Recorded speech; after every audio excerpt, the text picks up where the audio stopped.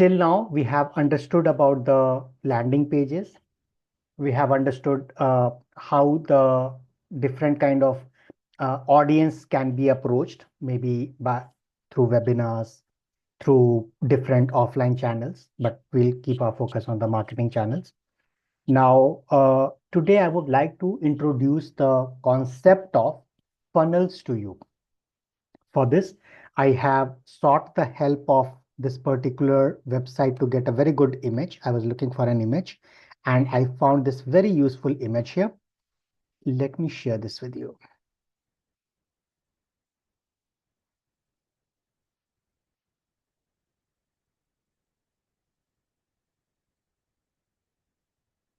Is this image visible?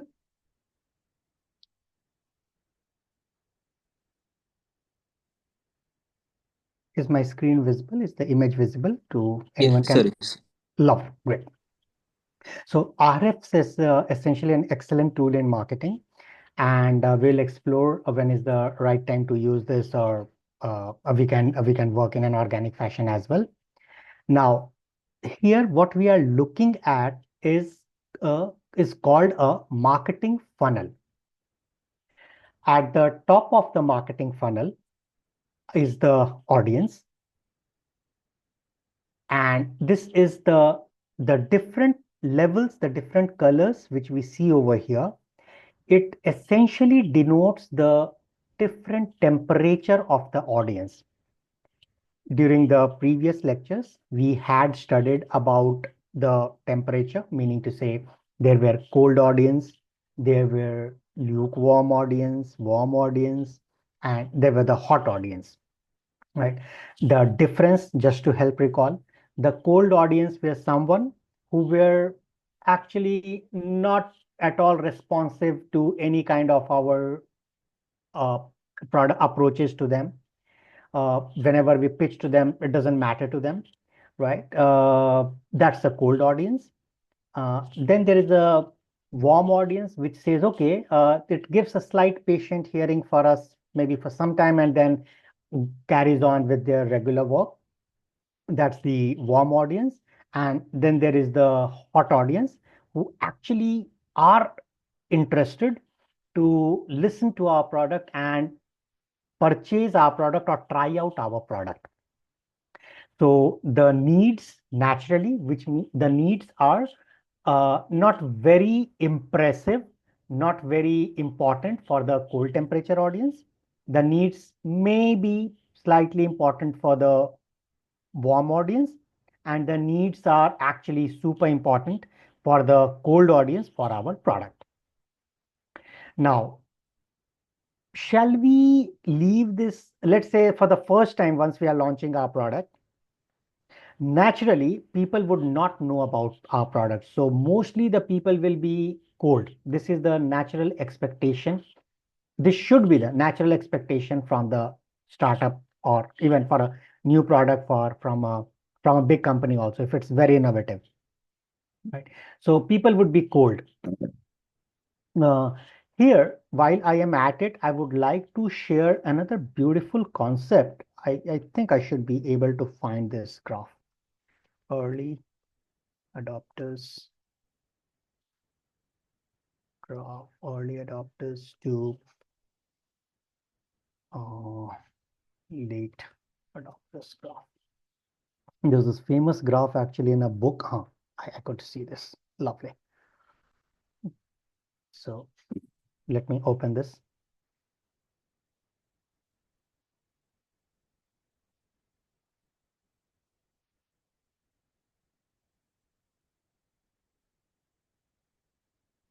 Just bear with me. All right.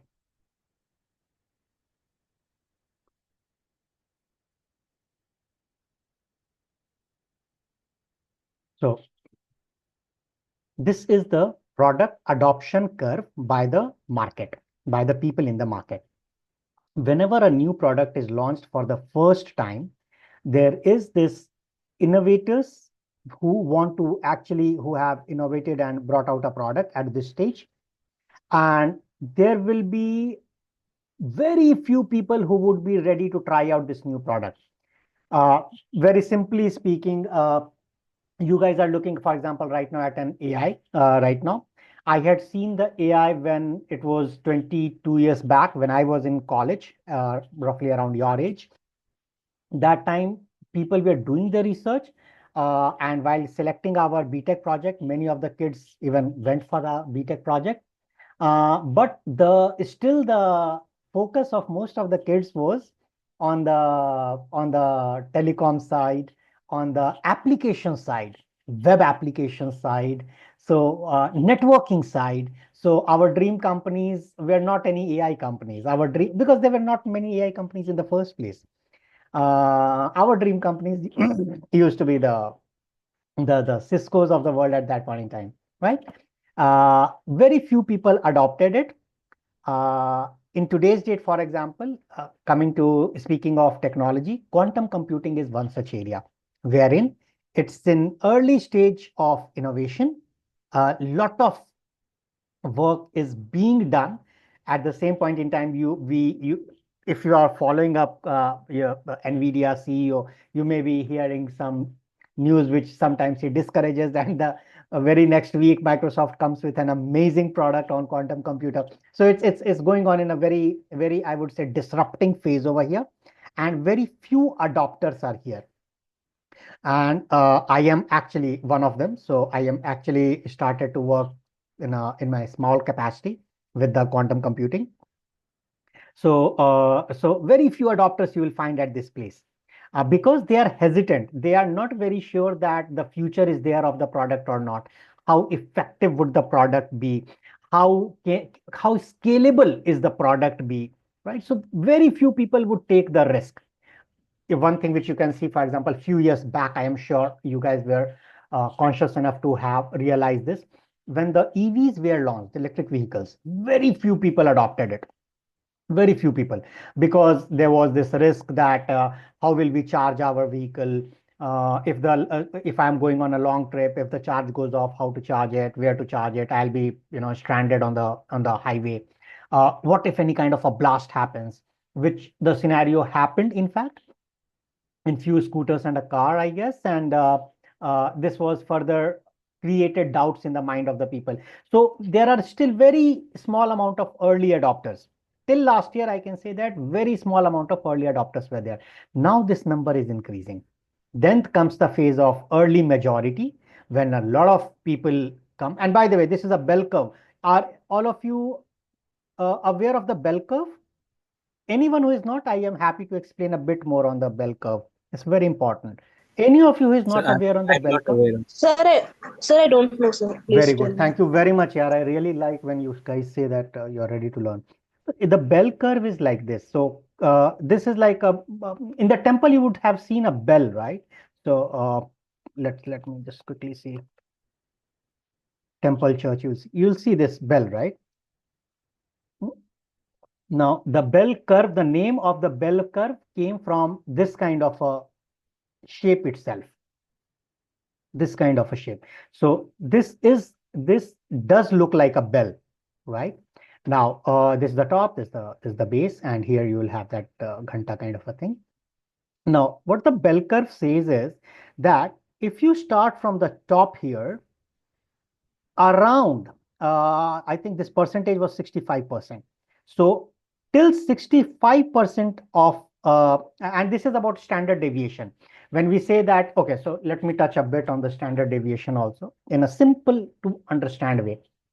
Say you have a lot of data, and this is a number data, no text, nothing. All these are numbers, and this is the let's say you find a median, you find the mean of the number, and then there's a concept called standard deviation, which means that, I mean, broadly speaking, it means that on an average, on an average, pick a random number from the given set of numbers to you. Pick a random number. How far will this random number be deviating from the mean? Somewhere around that. That means the standard deviation. And it is measured in terms of +1 standard deviation, +2 standard deviation, like that. So when we speak about standard deviation, we essentially what it means is pick a random number from the data sample, and on an average, 64% of the numbers will be within one standard deviation. This is what it says. So this percentage, the blue one and the orange one combined is 64%. Is 64%, yes. 64, 65, somewhere on that. So this is, if we pick from here, top to the left, 32%, top to the right, 32%. And this is plus one standard deviation amount. This is minus one standard deviation amount. Now, this plus one standard deviation amount in actual number may be some number 10,000. This will be maybe some number minus 10,000. But why we say it as a standard deviation?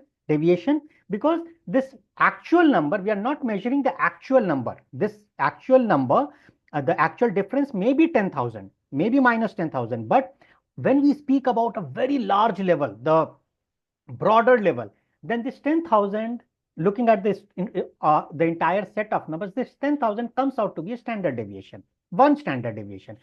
In some cases, if the number sizes are very small, the standard deviation may not be 10, the 1ST may not be 10,000. It depends on the varying of the number. It may be 10, it may be 20, it may be 5, it may be 6, like that. So there is a formula to calculate the standard deviation. So one standard deviation, this is a plus one, orange one is a plus, this point is 0 at the base on the x-axis, this point is 0. This orange one is plus one standard deviation. This blue one here is a minus one standard deviation.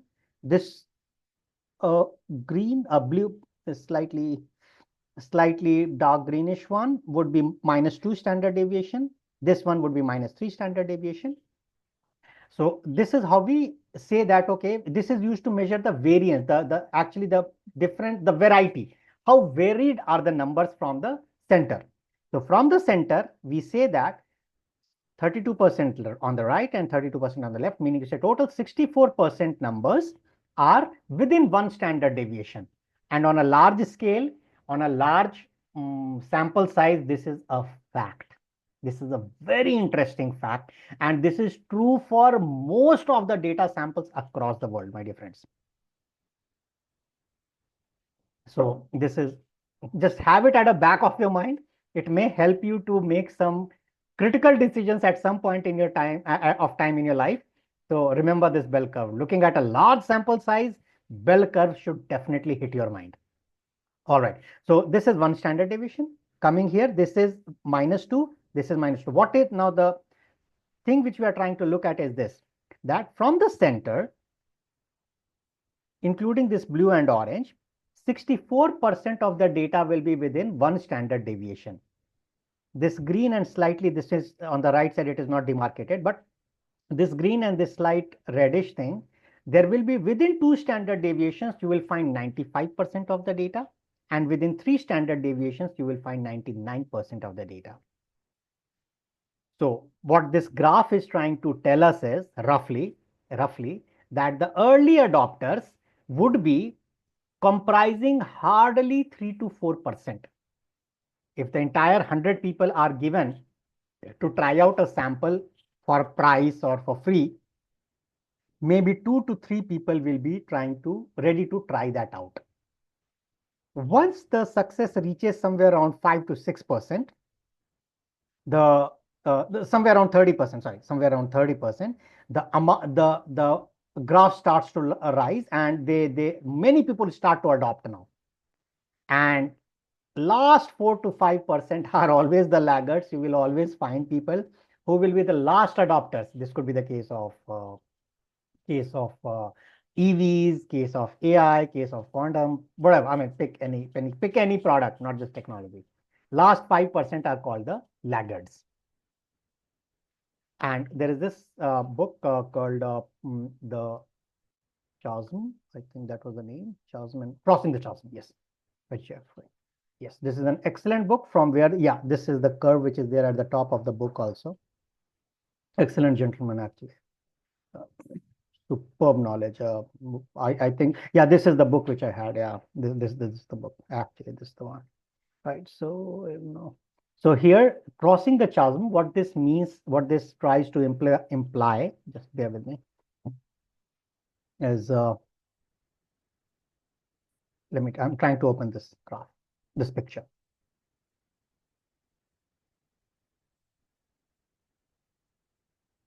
So chasm is essentially a valley here, right? There is a big gap. If someone is here at the top and they want to cross over to this blue one, it is called crossing the chasm. So essentially, from the early adopters till reaching the early majority, the first of the early majority is called crossing the chasm. And in our case, this crossing the chasm translates to people making a decision from desire to action. This is our crossing the chasm for the first time when we are launching the product. Is the concept clear? We can touch on this again because this is very critical. Anyone has any doubt on this one? Bell curve, chasm, early adopters, laggards, and this temperature. I wanted to correlate all of these. Any doubts on this? Please unmute.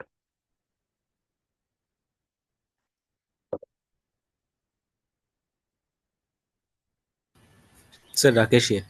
Rakesh, please ask. Okay, sir, can you explain that bell curves thing again? Happy to do that. Bell curve has got its name from this bell. You see this bell, right? So exactly this is how a bell curve is there.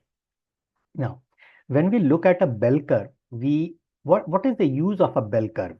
The bell curve is essentially used to signify the variance in the data, the variety in the data. Let's say you are given a lot of numerical samples, and these numerical samples are, let's say, I'm giving an example here to you, are random numbers from, let's say, the lowest number is 0, the maximum number is 10,000. Okay. Now, the bell curve, what the bell curve says is this, that if you are given this random sample from 0 to 10,000, there will be one specific number. It will not be 5,000. If you see here, the middle 5,000, this does not denote 5,000, the middle. Okay. What the bell curve says is, there will be a number wherein within one standard deviation to the right and one standard deviation to the left of that number, there will be a number in the sample of from this 0 to 1,000, 10,000. There will be a number where around one standard deviation of one on the left and one on the right, you will find 65% of the numbers present in this sample. 65% of these numbers 0 to 10,000 will be within one standard deviation of this particular number. Now, there is a formula to calculate this standard deviation. There's a very straightforward mathematical statistical formula. And in fact, all our, I think Manashri is working in machine learning, and she would know about this kind of a curve if she has studied data science also.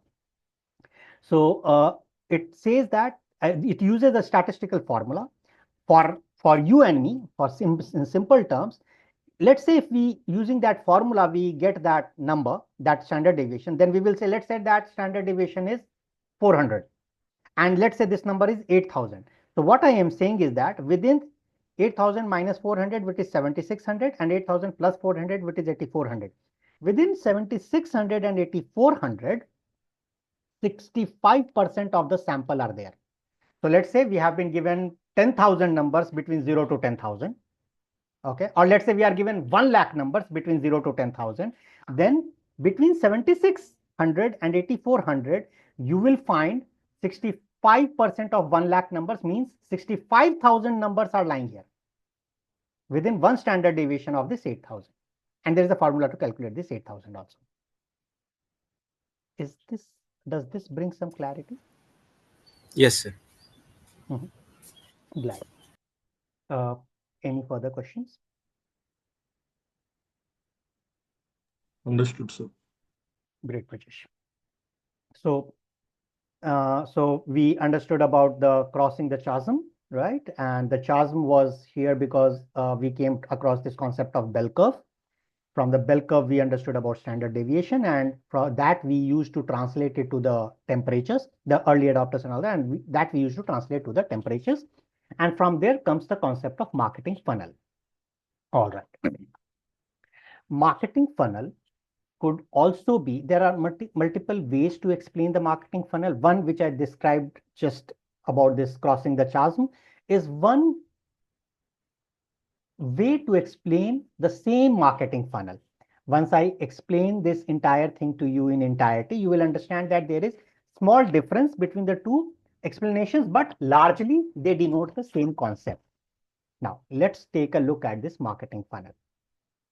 This funnel, as you can see, is like a regular funnel which we use at the petrol bunk or at our home also. Early days, we used to get the oil from the ration shop using this. So they used to keep a funnel, and then we used to get the oil, the eating oil from this. So from the top, he used to pour in the oil, and at the bottom, we used to receive our container where we used to receive the oil. So this is how the funnel is now. Why it has been kept this way, and what are these gaps in between these two temperatures, right? So the people in each colored bracket here, colored segment here, there is a gap between these two. Let's say if we put oil inside this, if we put edible oil inside this kind of a funnel, then oil will leak out, right? It will ooze out from this gap. It will ooze out from this gap. It will ooze out from this gap. It will ooze out from this gap, and only a small amount. Let's say you put so much oil here, something will spill out over here, something will spill out over here, something will spill out over here, something will spill out, and only small amount will reach the base, right?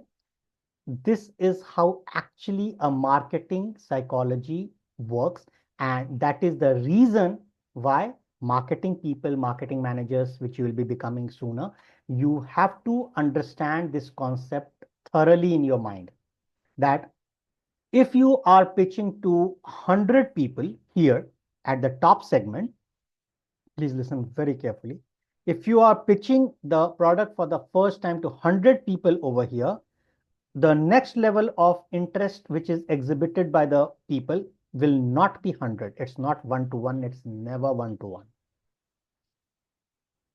It will be somewhere around 50, which to the next temperature, if you try to further pitch again to these 50 people again and again, this will be somewhere around 20, which if you pitch again and again to these 20, this will be somewhere around 10.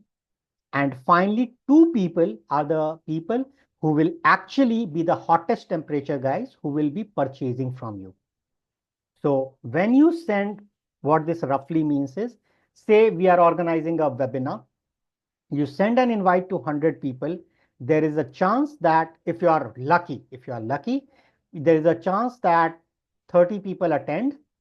And out of the 30 people, there is a chance that 2 person will buy.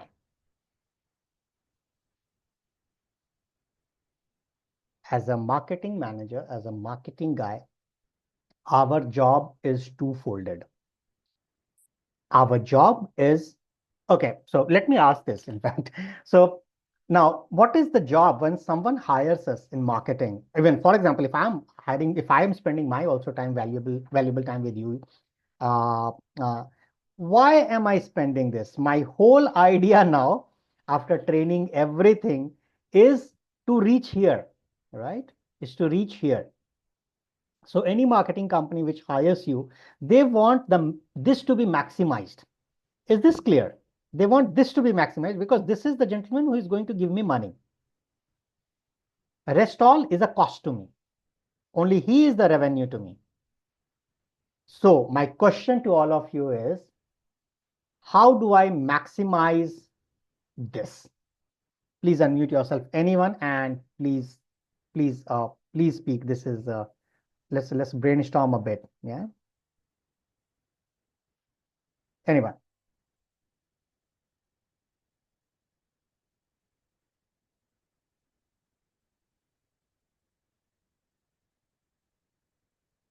Is the question clear? Likita, is the question clear to you? Yeah, yes, sir. All right. So please spend some 10 seconds and let me know how do we maximize the hottest temperature guy, the guy who is lowest in the funnel, at the lowest point in the funnel.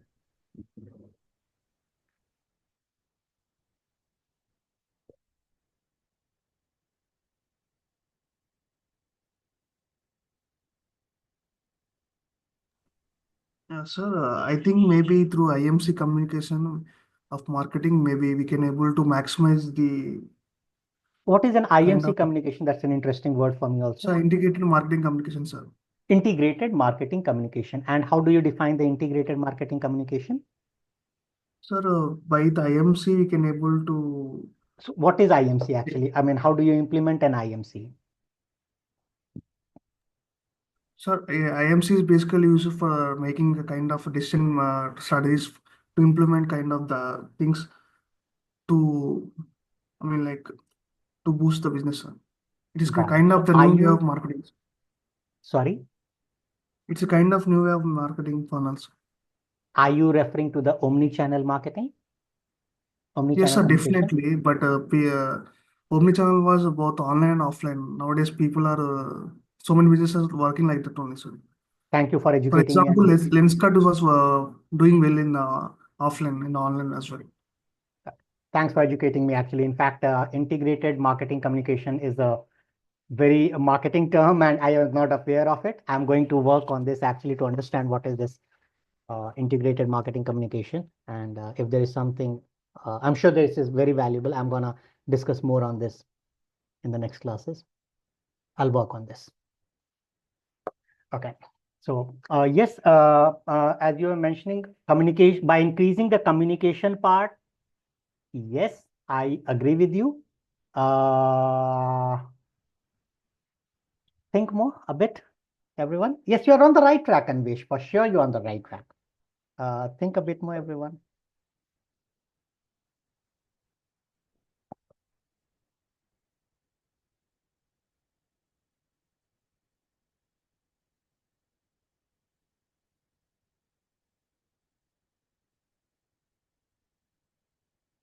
I am expecting at least one more answer. I'll point out to them. Charan, are you there? I cannot see you today. Sir, this is Rakesh. Rakesh, can you please throw some ideas? Sir, we can maximize those leads by retargeting those previous leads. Very good. Very good. Great idea. Thank you, Rakesh. All right. So let me, I think it's 3 minutes left, but I think I'll still touch upon something before logging off and logging in again. Sure.